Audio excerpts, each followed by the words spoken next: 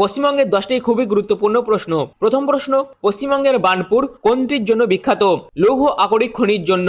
কোন শহর তার স্বতন্ত্র গোলাপি স্থাপত্যের জন্য বিখ্যাত, যেটি জুলাই 2019 সালে ইউনেস্কো বিশ্ব ঐতিহ্যবাহী স্থানে তালিকাভুক্ত হয়েছিল? জয়পুর। নিচের কোন নদীটি ভুটানে উৎপন্ন হয়েছে এবং ব্রহ্মপুত্র নদে মিলিত হওয়ার আগে ভারত ও বাংলাদেশের মধ্য দিয়ে প্রবাহিত হয়েছে? দুধকুমারী নদী। ভারতীয় মানুষের উৎপত্তি সম্পর্কে প্রথম বৈজ্ঞানিক তদন্ত কে করেছিলেন? Sir Hubbard রিসলে।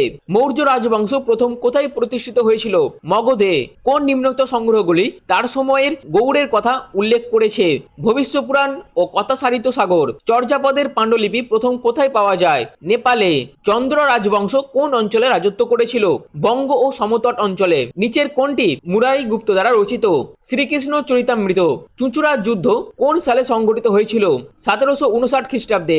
এই ধরনের গুরুত্বপূর্ণ ইনফরমেটিভ ভিডিও আরও পাওয়ার জন্য চ্যানেলটিকে এখনই সাবস্ক্রাইব করে রেখে দিন।